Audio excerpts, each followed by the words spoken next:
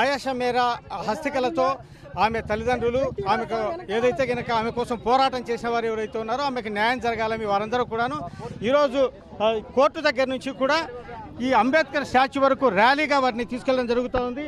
Police యంత్రాంగం కట్టుదిట్టమైనటువంటి భద్రతా ఏర్పాట్ల మధ్య ఈ అస్థికలను తీసుకోవడం మనం విజువల్లో చూస్తూ ఉన్నాము. ఆయాషా మేరాకు జోహార్లు చెబుతూ పెద్ద ఎత్తున ఇక్కడికి చేరుకున్నటువంటి వారి మద్దతుదారులందరూ కూడా ఈ ర్యాలీలో పాల్గొనడం జరుగుతోంది. ప్లకార్డులు పట్టుకొని ఆమెకు న్యాయం జరగలేదు అని చెప్పేసి వాళ్ళు ఆవేదన వ్యక్తం చేస్తూ ఉన్నారు. ఆమె అస్థికలు పట్టుకొని ఆ మత పెద్దలు కూడా అంటే ముస్లిం మత సాంప్రదాయ పద్ధతిలో తీసుకెళ్ళడం చూస్తూ ఉన్నాము. ఆయేషా మేరాకు సంబంధించినటువంటి అస్థికలతో మనం జోహార్ ఆయేషా మీరా అనేటువంటి ఒక నినాదాలతో ఈ ప్రాంతం అంతా కూడాను మారుమోగిపోతున్నటువంటి మనం చూస్తూ ఉన్నాము. ఆమెకు న్యాయం జరగకపోవడంతో తీవ్రమైనటువంటి ఆవేదన వాళ్ళు వ్యక్తం చేయడం మనం చూస్తూ ఉన్నాము. ఆమె అస్థికలతో వీరందరూ కూడాను వెళ్తూ ఉన్నారు.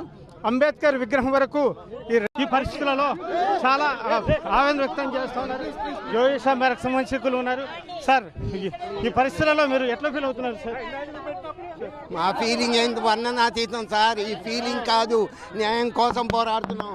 అది న్యాయం కావాలి, న్యాయం చేయాలి, ప్రభుత్వాలు న్యాయం చేయాలి. న్యాయం కోసమే పోరాడుతున్నాం. 7 సంవత్సరాల తర్వాత నా బిడ్డ శరీర భాగాల్ని నేను మళ్ళీ తీసుకెళ్తున్నాను. ఇంత దౌర్భాగ్యం ఏ తల్లిదండ్రులకి ఉంది? ఇది చేసింది ఎవరు? ఈ పోలీసు వ్యవస్థ, అలాగే ఈ న్యాయ వ్యవస్థ.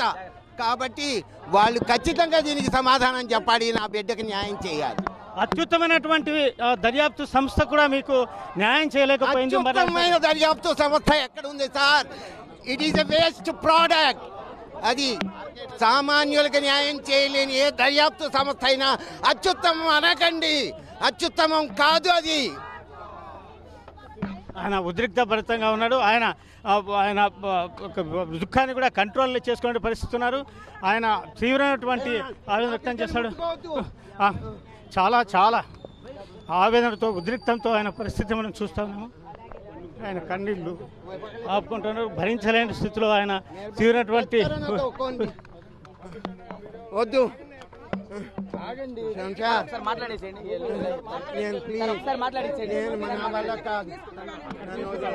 చాలా భద్రంగా తీసుకెళ్ళాలని మనం చూస్తున్నాము.